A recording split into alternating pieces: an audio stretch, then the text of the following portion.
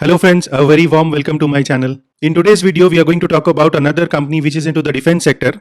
So this sector has massive tailwinds for the next few years, and there is a lot of push from the government side also for the companies working in this sector. So Apollo Micro Systems was picked up from a Telegram poll. More than 700 people have voted on this poll, and 20% of them have voted for Apollo Micro Systems. So personally, I have not chosen this company as a recommendation. I am sharing my view on this stock. Another point I wanted to convey is a lot of people comment on the video asking me to make videos in Hindi. So there is an option on YouTube. As you're watching this video, on the bottom of the screen, you'll find a settings button. Go to that settings and click on audio track. There you'll get a list of languages to choose from. You can select Hindi and immediately the video gets translated into Hindi. If you're new to the channel, please do subscribe and hit the bell icon to get updates of all the new videos that I upload. Here is a small disclaimer as per SEBI regulations. You can pause the video and read it.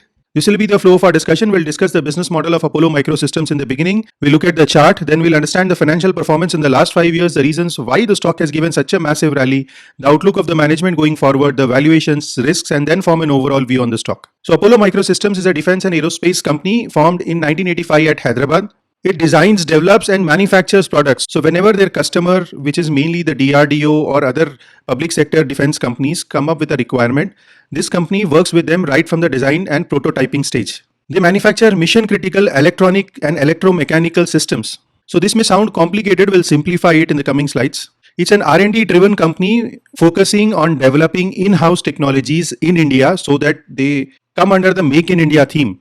Mainly their customers are DRDO and all the public sector undertakings or sometimes the private sector companies in the defense theme. So all Army, Navy, Air Force, ISRO, DRDO, defense PSU companies like BEL, BDL, all these are their customers. Sometimes directly, sometimes indirectly they supply to all these companies. So broadly they have revenue coming up in two forms. One is a recurring revenue where they have existing products and they have to manufacture it on a regular basis in specified quantities as per their schedules and they give them. The second one is a lump sum requirement where they come up with a big quantity of orders they have to process and give it to them. Roughly about 5 to 7% of their sales they spend on research and development every year. And that's why so far they have developed more than 700 own patented technologies. They have several approvals which is not easy for a new company to get. They are an approved vendor of DRDO, all the defense PSUs, and so far they have already participated in more than 150 defense indigenous programs. So program is a word quite frequently used in the defense sector. This has nothing to do with the software program. Here program means a new technology or a new product which is developed from the research to the production stage. So all these approvals create very high entry barriers in this business. And because of the government support, Apollo Micro Systems becomes a strong contender for Make in India or Atmanirbhar Bharat theme. They have a very strong expertise in the naval sector specifically as they've been working it for a very long time. And almost all the indigenous torpedo programs developed so far in India, Apollo Micro System was somewhere or the other involved in that. Now I'll explain you the business segments of this company. I'll not use any complicated words explaining their products. Rather than that, I'll tell you the segment and an example to explain the products in those segments. So the first segment they work in the missile defense systems. So whether it is a surface to air missile, air to surface missile or underwater missiles, in all these things, Apollo Micro Systems has presence. They have supplied automatic launcher controller for Agni missiles. In the defense naval systems, they have supplied torpedo control panels. In the ground defense system, they have supplied rugged computers which are used in the battle tanks, which are used to control the firing of the tank as well as the communication between the tanks. Another segment which they work on is in avionics. In this, they are supplying systems to both civil as well as the military aircrafts. They are also a part of surveillance electronic systems and secured communication systems. This relates to the surveillance which happens near the borders of the country, as well as wherever there is a communication happening within the armed forces that has to be very secured so that the enemy doesn't understand what is getting communicated within the country. Then they are also into the space and they have supplied payload checkout systems to ISRO. They have recently acquired a company in the munitions space called Ideal Explosives. Post acquisition of this company, Apollo Micro System has got the capabilities to supply warheads for UAV launched precision guiding missiles. So for example, there is a small missile which has to be launched through a drone.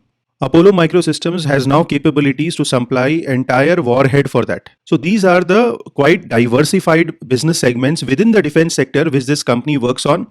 By this, you can understand the range of technologies within which this company is working. So this is a simple workflow or an example how the defense orders work. The defense agency, that is DRDO, or the defense PSU comes up with a RFP, which is a requisition for procurement. Then when it comes to Apollo Micro Systems, it develops a design for that. After the design is approved, they develop a prototype for it. Then the prototype approval takes place, and once the prototype is approved, they get it manufactured in their Hyderabad facilities. What happens with these subsystems or assemblies which they make? These get integrated into the final product which the defense PSUs make. These are the different customers of this company, DRDO, defense PSUs, and some of the private names are also here. This is the new company which Apollo Micro Systems has recently acquired. This was earlier a part of Hinduja Group, and this was mainly into explosives of mining and infrastructure. But there are synergies of this company manufacturing defense explosives also. That is why Apollo Micro Systems acquired this company. They've acquired 100% stake at 107 crores. Post this acquisition, there has been a change in the business of the company, which I'll explain through the slide. So before the acquisition, Apollo Micro Systems was supplying guidance systems and fuse electronics for a missile. Post the acquisition of Ideal Explosives, Apollo Micro Systems now is vertically integrated. They are capable of supplying the complete weapon system. What does that include? The electronics, the fuse warhead, explosives, and a complete integration of all these. So from a subsystems manufacturer in the missiles, post this acquisition, Apollo Micro Systems has moved forward in the value chain, and now they are able to supply the complete weapon system. So it is a very well thought strategic acquisition done by this company. So this is a brief, simple explanation of the business of this company. Now, when you look at the stock performance up till 2022 or nearly 2023, the stock was in a range bound manner. Then the defense theme came into the limelight. The company got newer orders. The old orders which were pending started moving, and the performance began to improve, which led to a massive rally in the stock, and stock came up to the 150 levels. Then there was a phase of consolidation for almost a year from 2024 to 2025. And then we saw a second rally from that 150 zone towards the 350 zone. And now the stock is still at the all-time high. The last fundraise what this company has done was in 2025 at 114 rupees. So those who had invested or participated in this preferential issue also made huge amount of money. This is the financial performance in the last 5 years. In FY21, the revenue was about 200 crores, which increased to almost 3 times by FY25 at 562 crores. If the last 3 years CAGR, if we see, that comes to almost 32%. EBITDA has also shown a similar trend. It has grown from 39 crores in FY21 to 130 crores in FY25, which is again more than 3x. We saw a little margin improvement in the last 5 years from 19% in FY21 to almost 23% in FY25. And going forward, the management believes that there is still scope for the margins to expand as the production facilities get fully utilized.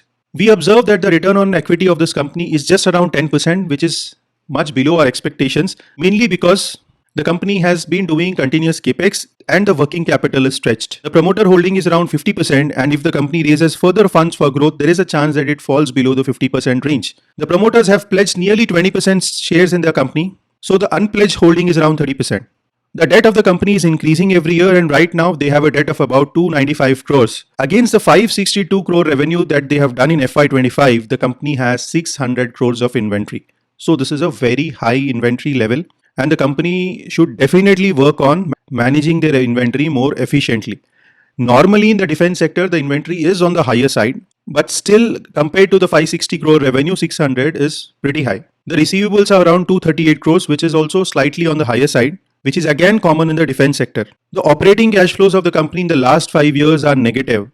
So unless the company improves the operating cash flows, going forward, if they want to grow, they will continuously have to raise funds in the form of equity or borrow money in the form of debt. So growing in the long term with negative operating cash flows would not be possible for this company. And as in existing investors or prospective investors also, this will be a very important metric you should watch before investing in this company. If you look at the aging schedule of the trade receivables in their notes to accounts or FY25 annual report, out of the 238 crore receivables that were there as on 31st March 2025, more than 3 years due receivables were nearly 27 crores and 1 to 2 years were around 1.7 crores. So roughly about 30 crores of receivables which are more than 1 year old create a question in our minds whether these will actually be received or a part of these will become bad debts for the company, especially the ones which are more than 3 year old, which are around 27-28 crores. So this particular schedule should be watched by you every year very carefully whether these due receivables are getting received by the company or they are writing this off as bad debts. Then what led to the massive increase in the stock price in the last couple of years? There was steady growth in the revenue, margins expanded leading to faster growth in EBITDA. The entire sector got re-rated. In fact, the PSUs also which were working in this sector, the valuation multiples drastically changed in the last 2-3 years. The government's focus towards this sector increased a lot, looking at the global uncertainty and geopolitics. And the companies, because of that, have got good growth visibility going forward. So all this led to the sharp increase in the share price. Before we move forward, if you're not a part of our Telegram channel, do join today by clicking the link in the description so that you join the correct Telegram channel. More than 8,000 people are daily in touch with me on our Telegram channel as well. Now let's talk about the growth plans of the company going forward. As on Q1, that is as on 30th June 2025, the company has an order book of around 735 crores. So compared to that 565 odd revenue in FY25, it's a pretty decent order book, if not very impressive, but there will be several orders which the company has been bidding and they may be received during the year FY26 as well. The company recently operationalized their unit 2, so they have 2 manufacturing units now, and the third one, which is much bigger compared to 1 and 2, almost 3 times, is getting operational probably this year in FY26, at least the phase 1 of it. And they have spent 250 crores in capex for the unit 3, which will drastically ramp up the production facilities of the company. So until now, they were more in the prototyping stage of various programs. Using this unit 3, they will get into commercial production. The size is 350,000 square feet, which is almost 3 times of unit 1 and 2 combined. Ideal Explosives, which post acquisition has added a new segment to the company, and this will also ramp up going forward. The management says that they are working on improvement on the working capital side, and you will see the improvement in the upcoming financials. They have received the first export order, which is USD 13 million in the avionics space. And going forward for the next couple of years, they are guiding for a revenue growth of about 45 to 50% CAGR. So broadly, what is happening in this company is they are moving forward from a tier 2, tier 3 kind of a supplier in defense towards a tier 1 supplier, as we observed in the example of Ideal Systems, which we discussed in the earlier slides. Now let's talk about the most critical part, which is the valuations, which will help you decide whether to buy the stock or not. The stock presently trades at a PE of 169x, price to book of 17x, EV EBITDA of around 77x, and market cap to sales of nearly 19x. I've put before you the EV EBITDA chart of the last 5 years. So until the recent rally began in 2025, the stock was trading at an EV EBITDA of around 30 times, and now it is trading at an EV EBITDA of 77 times. So more or less, the growth in this company at 40-50% CAGR, which the management is talking about for the next 1 or 2 years, is almost priced into the stock right now. Then what will make this stock cheap? If there are new orders which are coming in, which increase the growth aspects of this company to more than 50%, then there could be a possibility of these valuations becoming cheap. What are the risks of investing in this business? The working capital cycle is very high. From the financial side, let me tell you, working capital and cash flows are the 2 things which you should very closely watch in this company. Another key important variable which you should look at is the order book of the company. Participating in the programs, developing technologies is one part, getting tangible orders is another part. So getting orders, executing them in time, and getting the money for the orders which you have executed. All the 3 things should work very well for this company. Otherwise, these valuations will never sustain. Regulatory changes by the government, their decisions to increase or decrease the defense budget, any decision can impact this business. The promoters pledge it shouldn't happen that the stock price falls and the promoters are forced to sell their stake in the market, and keep a watch on the valuations as well. So now that you've understood the business model of the company, growth prospects, risks, valuation, what is an overall view on the stock? If you're already holding the stock, the company has good visibility of growth, but the valuations have become very expensive. Even if you don't want to book profits at the current level because you are a very long-term investor, I still suggest you to have a trailing stop loss and protect your profits because the stock has given a massive rally recently. And if you're looking at a fresh entry in the stock as a value investor, these valuations are definitely not cheap and you should wait for a correction before entering the stock. So that's about Apollo Micro Systems. I've tried to simplify the business and explain it to you in a very crisp form. I hope you like this video. If you like it, hit the like button and subscribe to the channel. If you want me to make videos on your favorite stocks, do mention the names in the comment section. Even this was picked up from the last video's comments. Do join our Telegram channel by clicking the link in the description. Thank you for watching and have a wonderful day.